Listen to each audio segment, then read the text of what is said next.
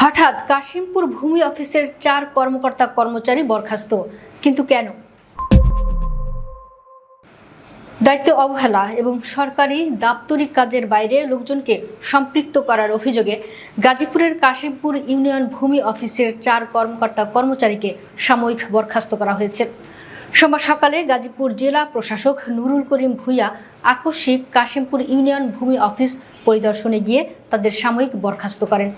বরখাস্ত হওয়া ব্যক্তিরা হলেন কাশিমপুর ইউনিয়ন ভূমি উপসহকারী কর্মকর্তা মোহাম্মদ ওয়াজেদ আলী খান, অফিস সহায়ক মোহাম্মদ শফিকুল ইসলাম, মোহাম্মদ মুস্তফা কামাল এবং তাপস চন্দ্র শীল।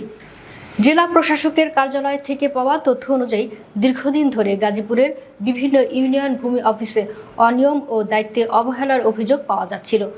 নুরুল করিম ভূঁইয়া গাজীপুরের জেলা প্রশাসক হিসেবে যোগ দেওয়ার পর থেকেই আকস্মিক বিভিন্ন ইউনিয়ন ভূমি অফিস পরিদর্শন শুরু করেন। তারই ধারাবাহিকতায় সোমবার সকালে কাশিমপুর ইউনিয়ন ভূমি অফিস পরিদর্শনে যান তিনি। এ সময় সরকারি দাপ্তরিক কাজ বাইরের লোকজন ও দালালের মাধ্যমে করানো হচ্ছিল। এছাড়া সংশ্লিষ্ট কর্মকর্তা কর্মচারীদের বিরুদ্ধে দায়িত্ব পালনে অবহেলা, সেবা গ্রহীতাদের যথাযথ সেবা না দেওয়া সহ বিভিন্ন অভিযোগের সত্যতা পাওয়া যায়। এসব অভিযোগের পরিপ্রেক্ষিতে তাৎক্ষণিকভাবে 4 কর্মকর্তা কর্মচারীকে সাময়িক বরখাস্ত করা হয়। জেলা প্রশাসক নুরুল করিম ভূঁইয়া বলেন, অতিরিক্ত জেলা প্রশাসক রাজস্ব মোহাম্মদ সোহেল রানা, গাজীপুর সদর উপজেলার নির্বাহী কর্মকর্তা সাজ্জাদ হোসেন ও টঙ্গী রাজস্ব সার্কেলের সহকারী কমিশনার হাসিবুর রহমানকে নিয়ে ভূমি অফিস পরিদর্শনে যাই। প্রথমে আমরা কাশিমপুর ভূমি অফিসে যাই।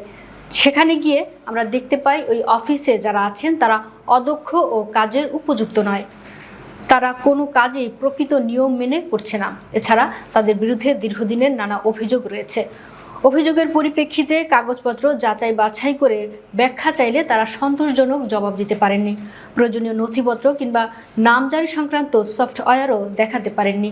তিনি বলেন, এসব কারণেই ওখানে যেসব কর্মকর্তা কর্মচারী ছিল সবাইকে সাময়িকভাবে বরখাস্ত করা হয়েছে।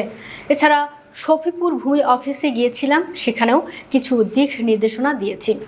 সেবা প্রার্থীরা জানায়, দীর্ঘদিন ধরে কাশিমপুর ভূমি অফিসে বিভিন্ন কাজে অতিরিক্ত অর্থ দাবি, দালালের দৌরাত্ম্য এবং ফাইল নিষ্পত্তিতে অস্বাভাবিক বিলম্বের অভিযোগ ছিল। অনেকেই অভিযোগ করেও প্রতিকার পাননি।